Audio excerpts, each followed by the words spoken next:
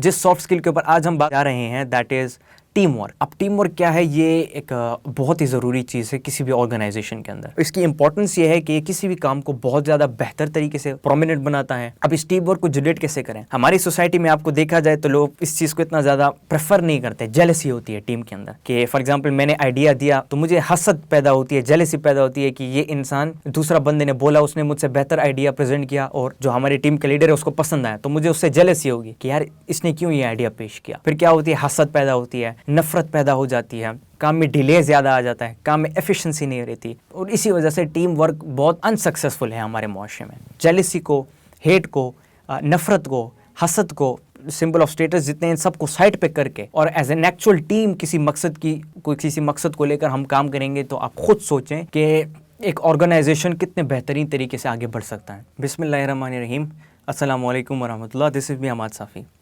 आप सब लोग जानते होंगे कि हम सॉफ्ट स्किल के ऊपर अपनी एक सीरीज़ चलाते आ रहे हैं, जिसमें अभी तक हमने बात की कम्युनिकेशन स्किल के ऊपर और टाइम मैनेजमेंट के ऊपर, एडेप्टेबिलिटी के ऊपर और टाइम मैनेजमेंट के ऊपर। इन 4 टॉपिक्स के ऊपर आज हम बात कर चुके हैं अभी तक, जिनका अल्टीमेटली रिलेशन सॉफ्ट स्किल के साथ है। अब बहुत से लोग ये कह भी रहे थे कि इनका कोई रिलेशन नहीं है सॉफ्ट स्किल से, but at the end of the day they are soft skills. इनको सॉफ्ट स्किल के नाम से जाना जाता है और बाकायदा इन चीज़ों के ऊपर कोर्सेज कराए जाते हैं। कम्युनिकेशन स्किल के ऊपर कोर्सेज कराए जाते हैं और लोग बाहर ममालिक में देखा जाए तो लोग hundreds and thousands of dollars इस चीज़ के लेते हैं कि हम आपको कम्युनिकेशन स्किल हम आपकी इंप्रूव कराएंगे। बिकॉज इन चीज़ों की, सॉफ्ट स्किल की जो वैल्यू है वो इंटरनेशनली बहुत ज़्यादा है और बहुत बड़ी वैल्यू है सॉफ्ट स्किल की। चाहे वो आपकी कम्युनिकेशन स्किल है, जो इंसान अच्छा कम्युनिकेशन स्किल कर सकता है, जो रिस्पेक्ट उस इंसान की एक फर्म के अंदर होती है, एक ऑर्गेनाइजेशन के अंदर होती है और किसी की नहीं होती। जो कम्युनिकेट अच्छा कर सकता है, जो प्रेजेंट अच्छा कर सकता है, जो आइडिया को डिलीवर बेहतरीन कर सकता है, तो इस चीज़ के लोग थाउजेंड्स ऑफ डॉलर्स चार्ज करते हैं कि हम आपको ये चीज़ सिखाएंगे। तो ये अल्टीमेटली है एक सॉफ्ट स्किल। टाइम मैनेजमेंट एक सॉफ्ट स्किल है जिसको हम बना सकते हैं। एडेप्टेबिलिटी एक सॉफ्ट स्किल है जो बहुत ही ज़्यादा इंपॉर्टेंट है आजकल के माहौल के मुताबिक। ये जितने भी सॉफ्ट स्किल की मैं बात करी, डेफिनेटली आजकल के माहौल के मुताबिक। मैं कोई 100 साल 200 साल पुरानी बात नहीं कर रहा, बल्कि 21st सेंचुरी की 2022 की बात कर रहा हूँ कि कितनी इंपॉर्टेंट है हमारी आजकल की लाइफ में और किस तरह इम्पैक्ट कर सकती है, हमारी लाइफ को बेहतर कैसे बना सकती है। जिस सॉफ्ट स्किल के ऊपर आज हम बात करने जा रहे हैं दैट इज़ टीम वर्क। अब टीम वर्क क्या है, ये एक बहुत ही ज़रूरी चीज़ है किसी भी ऑर्गेनाइजेशन के अंदर। लेकिन अब बात की जाए तो सिर्फ ऑर्गेनाइजेशन के लिए ज़रूरी नहीं है टीम वर्क, आप कहीं पे भी कर सकते हो। आप एक स्टूडेंट हो, क्लासरूम में आपको टीचर की तरफ से असाइनमेंट मिलता है, प्रोफेसर की तरफ से असाइनमेंट मिलता है, तो अपने दोस्तों की एक टीम बना के आप उसमें भी टीम वर्क कर सकते हो। तो टीम वर्क कहीं पर भी की जा सकती है, चाहे किसी ऑर्गेनाइजेशन के लिए आप काम कर रहे हो, चाहे आप स्कूल के एक प्रोफेसर क्यों ना हो, चाहे आप एक स्टूडेंट क्यों ना हो, चाहे आप एक वर्कर क्यों ना हो, ऑफिस में काम क्यों ना करते हो, या किसी भी फील्ड से आपका ताल्लुक क्यों ना है, टीम वर्क हर जगह पे अप्लाई हो सकता है। और ये इसकी इम्पोर्टेंस ये है कि ये किसी भी काम को बहुत ज़्यादा बेहतर तरीके से प्रोमिनेंट बनाता है और काम को जो है गोल की तरफ, जो मकसद होता है उस चीज़ की तरफ बहुत ईजीली मूव कर सकता है, फॉरवर्ड इंसान जा सकता है अगर वो टीम वर्क के साथ जाता है। आप ख़ुद सोचें कि वो इंसान जो एक मकसद की तरफ अकेला जा रहा हो, उसको कितना टाइम लगेगा उस मकसद की तरफ पहुंचने में, और फिर वो इंसान जो उसी मकसद की तरफ 4-5 लोगों को या 10 लोगों को या 20 लोगों को या जितनी भी टीम है उसकी, उन सबको एक साथ बनाकर जब आगे ले जाता है तो वो किस तरीके से बड़े लेवल तक पहुंचता है। आप देखें पूरी दुनिया में जितनी भी बड़ी बड़ी कंपनीज़ आपको नज़र आएंगी तो वो आपको सोल प्रोप्राइटरशिप की जितनी कंपनीज़ है वो आपको टॉप पर इतनी ज़्यादा नहीं नज़र आएंगी। ऑल दो सोल प्रोप्राइटर की कुछ ऐसी मिसालें हैं जो बहुत नेक्स्ट लेवल के ऊपर हैं, बट मोस्टली जितनी भी आपको वर्ल्ड लेवल की ऑर्गेनाइजेशंस और कंपनीज़ या बिजनेसेस नज़र आएंगी तो वो सब पार्टनरशिप पे होती है, वो शेयर्ड बिजनेसेस होती हैं। क्यों? क्योंकि शेयर्ड बिजनेसेस में जो बोर्ड ऑफ डायरेक्टर्स होते हैं उनके डिफरेंट आइडियाज़ होते हैं, वो डिफरेंट आइडियाज़ को प्रेजेंट करते हैं जिसके ऊपर डिस्कशन होती है, और eight the end of the day जो बेस्ट आइडिया है, जो बहुत ज़्यादा प्रोमिनेंट है, बहुत ज़्यादा एफिशिएंट है, उस आइडिया को सेलेक्ट करके उसको एक टारगेट बनाया जाता है और ऑर्गेनाइजेशन उस गोल की तरफ, उस टारगेट की तरफ काम करती है। ये भी एक टीम वर्क है और इसी चीज़ की वजह से वो कंपनीज़, वो ऑर्गेनाइजेशंस आपको बेहतरीन नज़र आई होंगी, बिकॉज वो बोर्ड ऑफ डायरेक्टर्स की एक टीम होती है जो उस कंपनी को बेहतर गोल की तरफ, बेहतर मकसद की तरफ आगे ले जा रहे होते हैं।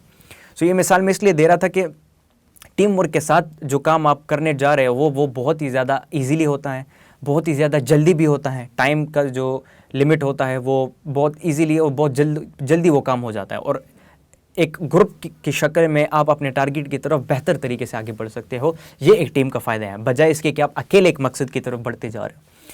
और इसको अगर हम बात करें तो मैं अक्सर जब पहले, आज से 3-4 साल पहले, 5 साल पहले जब मैं इसके ऊपर काम करता था, तो मैं सिनर्जेटिक एनर्जी और सिनर्जेटिकली और एनर्जेटिकली इन चीज़ों पे मैं बात करता था कि एनर्जी क्या होती है और सिनर्जी क्या होती है। मैंने टीम वर्क को सिनर्जी का नाम दिया था उस वक्त में, और वो इस लिहाज से कि एनर्जी को मैं ऐसे डिफ़ाइन करता था कि आप फॉर एग्ज़ाम्पल एक फैक्ट्री है और उसमें एक वर्कर जो है वो पैकिंग कर रहा है, तो वो एक वर्कर जो पैकिंग कर रहा है वो अपनी एनर्जी लगा रहा है उस पैकिंग के अंदर, और जिसकी वजह से वो पैकिंग तो कर रहा है, अच्छे तरीके से कर रहा है, लेकिन टाइम की अगर बात करें तो बहुत ज़्यादा टाइम को यूटिलाइज़ कर रहा है, उसकी वजह से पैकिंग बहुत ज़्यादा लेट होती है। दूसरा कि पैकिंग अक्सर एफिशिएंट नहीं होती, कुछ बॉक्सेस जो हैं जिनकी पैकिंग प्रॉपर नहीं हुई होती है, कुछ के ऊपर लेबल नहीं लगा होता, कुछ के ऊपर टैग नहीं लगा होता, कुछ के ऊपर डिलीवरी एड्रेसेस नहीं लगे होते, तो ये जो एफिशिएंसी है उसकी पैकिंग की वो इतनी लेवल की नहीं है। फर्स्ट, टाइम बहुत ज़्यादा इस्तेमाल कर रहा है, दूसरा एफिशिएंसी नहीं है उसके काम की, तीसरा जो है वो ये है कि वो काम को बहुत ज़्यादा उसकी वजह से काम में डिले आ रहा है और कंपनी को अल्टीमेटली नुकसान पहुंचा रहा है। मैं एनर्जी को ऐसे डिफ़ाइन करता था कि एक बंदा फॉर एग्ज़ाम्पल दिन में एक मोबाइल फ़ोन बनाता है या एक मोबाइल को असेंबल करता है, तो ये उसकी एनर्जी है। फिर मैं बात करता था सिनर्जी के ऊपर कि सिनर्जी ये है कि वही एक इंसान फॉर एग्ज़ाम्पल कि एक इंसान है, फैक्ट्री में काम कर रहा है, वर्कर है, और वो पैक करता है चीज़ों को, तो वो दिन में फॉर एग्ज़ाम्पल 10 चीज़ों को पैक कर सकता है, ये उसकी एनर्जी है। अगर वही काम 10 बंदे करें तो एक बंदा अगर 10 कर सकता है तो 10 बंदे कितने करते हैं? 100, जिसकी वजह से एफिशिएंसी ज़्यादा हो जाती है, काम की एफिशिएंसी भी ज़्यादा हो जाती है, क्वालिटी भी प्रोडक्ट की अच्छी रहती है, पैकिंग की क्वालिटी आपकी अच्छी हो गई, पैकिंग ज़्यादा तादाद में हो रही है, ज़्यादा क्वांटिटी में हो रही है, जिसकी वजह से उस फैक्ट्री को ज़्यादा प्रॉफिट मिल रहा है, उस फैक्ट्री को ज़्यादा फ़ायदा मिल रहा है। तो ये सिनर्जी है। एनर्जी ये हुई कि एक इंसान दिन में एक मोबाइल असेंबल करता है, तो सिनर्जी ये हुई कि 10 लोग मिलकर दिन में 10 मोबाइल असेंबल करते हैं, ये सिनर्जी हुई। और ये एनर्जी और सिनर्जी को मैं इस तरीके से डिफ़ाइन करता था कि एनर्जी सोली जो है, होली एंड सोली एक चीज़ की तरफ जाना, एक मकसद की तरफ जाना, वो एनर्जी है। और सिनर्जी ये है कि आप पूरी टीम को अपने साथ मिलाकर एक लीडर के अंडर आप उस मकसद की तरफ जाते हो, तो ये बहुत ज़्यादा फास्ट ये गाड़ी निकल जाती है, ये गाड़ी बहुत ज़्यादा तेज़ और एफिशिएंसी के साथ ये गाड़ी आगे निकल जाती है। ये इसको चीज़ को मैं सिनर्जी का नाम देता था। और आज के दौर में उस चीज़ को, आज भी हम उस चीज़ को अप्लाई इसी तरीके से कर सकते हैं टीम वर्क की शक्ल में। तो टीम वर्क का फ़ायदा ये है कि आप अपने टारगेट की तरफ, अपने मकसद की तरफ सबसे पहले जल्दी पहुंचते हो, टाइम की बचत होती है आपको। दूसरा, एफिशिएंसी के साथ पहुंचते हो, क्योंकि जब आप एक बंदा अकेला आइडिया बनाता है तो उस आइडिया के ऊपर जब क्रिटिकली कोई दूसरा रिव्यू नहीं देता या दूसरा बंदा उससे बेहतर आइडिया नहीं दे रहा आपको, तो डेफिनेटली आपको नुकसान भी होगा। आपको जब सजेशन नहीं मिलेगी तो आप लॉस भी करोगे, आपको टाइम भी बहुत ज़्यादा लगेगा, बहुत ज़्यादा फेलियर का शिकार भी आपको होगा और बहुत सारे मसाइल का शिकार आपको होगा।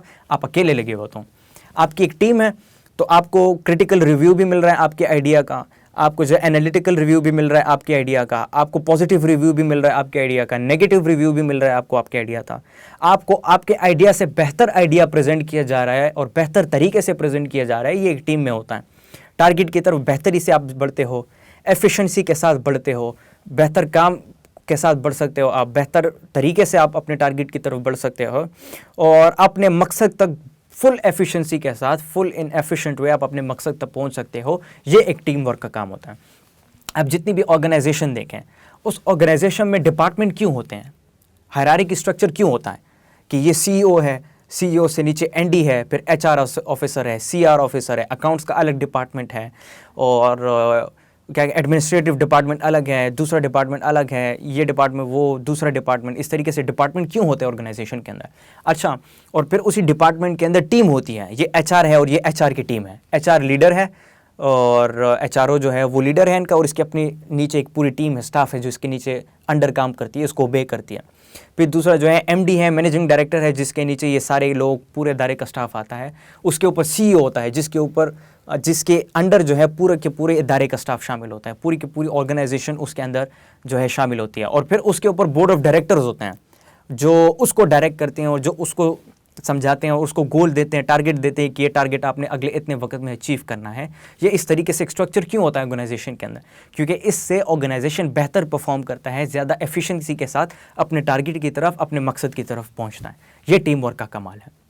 अब इस टीम वर्क को जनरेट कैसे करें?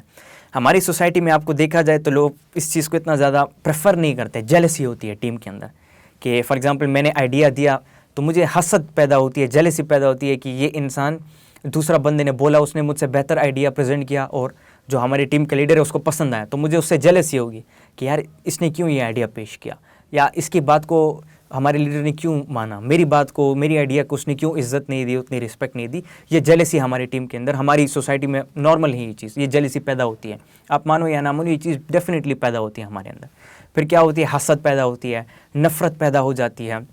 नफ़रत की वजह से क्या होता है कि काम बिगड़ जाता है, काम में डिले ज़्यादा आ जाता है, काम में एफिशिएंसी नहीं रहती, और देखें तो प्रोमिनेंट काम नहीं होता हमारा, और काम बेहतर तरीके से हम नहीं कर पाते, क्यों? जेलसी और नफ़रत पैदा हो जाती है उस टीम के अंदर, और इसी वजह से टीम वर्क बहुत ही ज़्यादा अनसक्सेसफुल है हमारे मुआशरे में। लेकिन कुछ ऐसी टॉप लेवल की ऑर्गेनाइजेशंस हैं जिनमें लोग क्या कह सकते हैं कि लोग सेक्रीफाइस करते हैं, और जिसमें लोग जो हैं अपनी टीम को वैल्यू देते हैं, अपने बाकी के जितने टीम मेंबर्स हैं उन सबको वैल्यू दी जाती है। हमारे यहाँ पे देखें कि हमारे स्टेटस से हल्का सा भी नीचे बंदा होगा, हम उसकी बात को इज्जत ही नहीं देते, हम उसकी बात को प्रेफर ही नहीं करते, हम उसकी बात को आगे ले जाते नहीं, उसके आइडिया को वैल्यू नहीं देते। क्यों? क्योंकि स्टेटस में थोड़ी सी कमी होती है उस बेचारे की, जबकि उसका आइडिया हमारे आइडिया से बेहतर होगा, बट स्टेटस में कमी होने की वजह से उसके आइडिया को प्रेफर नहीं किया जाता। ये बहुत बड़ा मसला है हमारे मुआशरे के अंदर। अगर हम जेलसी को, हेट को, नफ़रत को, हसद को और स्टेटस, सिंबल ऑफ स्टेटस जितने हैं, सबको साइड पे करके और एज एन एक्चुअल टीम किसी मकसद को लेकर हम काम करेंगे, तो आप खुद सोचें कि एक ऑर्गेनाइजेशन कितने बेहतरीन तरीके से आगे बढ़ सकता है, कितने बेहतरीन तरीके से एक ऑर्गेनाइजेशन परफॉर्म कर सकता है। एक ऑर्गेनाइजेशन जो है उसकी जो बेस होती है वो टीम वर्क के ऊपर ही होती है। जब आप टीम वर्क के साथ काम नहीं करते, आप अपनी टीम के साथ चलते नहीं हो, तो ऑर्गेनाइजेशन ग्रोथ नहीं करती, वो ऑर्गेनाइजेशन नुकसान करती है, वो प्रॉफिट नहीं करती, वो ग्रोथ नहीं करती बाकी ऑर्गेनाइजेशंस की तरह, वो eight the end of the day नुकसान करती है और नहीं पहुंच पाती अपने मकसद की तरफ, अपने टारगेट की तरफ। हर ऑर्गेनाइजेशन के अपने गोल होते हैं, अपने टारगेट होते हैं, और एक टाइम पीरियड होता है कि इस टाइम पीरियड के अंदर हमने इतना टारगेट अचीव करना है, इस टाइम पीरियड के अंदर ये वाला टारगेट अचीव करना है, और एक टीम को बिल्ड किया जाता है, और वही टीम आगे जाके उस टारगेट की तरफ उस ऑर्गेनाइजेशन को लीड करती है। तो ये टीम वर्क है और ये टीम वर्क की इंपॉर्टेंस है। तो it is definitely of soft skill. अगर आप अपने अंदर टीम वर्क की एबिलिटीज़ पैदा करोगे तो डेफिनेटली आपको बहुत ज़्यादा मैं समझता हूँ रिस्पेक्ट दिया जाएगा एक ऑर्गेनाइजेशन के अंदर, और आप अपने काम को बहुत इजीली कर पाओगे और बहुत अच्छे तरीके से कर पाओगे। सेम थिंग इज़ अप्लाइड कि अगर आप स्कूल में काम करते हो या आप एक स्टूडेंट हो, तो सेम थिंग वहाँ पे भी अप्लाई होती है। अगर आप एक चीज़ को पढ़ रहे हो और आपको समझ नहीं आ रही और अकेले लगे हुए हो, तो वो काम आप उतनी जल्दी नहीं कर सकते हैं। असाइनमेंट दिया गया आपको, तो वो उतनी जल्दी आप नहीं कर सकते, टाइम ज़्यादा ले रहा है। वही असाइनमेंट आप 3, 4, 5 दोस्तों के साथ, क्लासमेट्स के साथ शेयर करके करते हो, तो वो बहुत ज़्यादा टाइम की भी बचत हो जाती है और अच्छे तरीके से, क्योंकि आइडियाज़ आपको मिल रहे होते हैं। ज़ाहिरी बात है, जो आइडिया मेरे जहन में आ रहा है वो आपके जहन में नहीं होगा, जो आपके जहन में आ रहा है वो मेरे जहन में नहीं आ रहा होगा। तो ये आइडियाज़ जब शेयर होती है, एक्सचेंज ऑफ आइडियाज़ होता है, एक्सचेंज ऑफ थॉट्स होता है, इसी चीज़ की वजह से टीम भी बेटर बनती है, इस चीज़ की वजह से काम बेहतर होता है और मकसद की तरफ इंसान बेहतर तरीके से पहुंच जाता है। तो बेशक ऑर्गेनाइजेशन हो, बेशक आपकी स्टडीज़ हो, बेशक आपका मकसद हो, आपका टारगेट हो, टीम वर्क नहीं होगा उसमें, सब कॉर्पोरेट नहीं करेंगे एक दूसरे के साथ, कॉर्पोरेशन नहीं हो गई, तो डेफिनेटली आप उस मकसद की तरफ अगर पहुँच भी जाते हो तो इतना डिले आता है कि उसका फिर फ़ायदा नहीं होता आपको, बाकी दुनिया आपसे आगे निकल चुकी होती है। तो definitely team work is important, इसको अक्वायर करना चाहिए।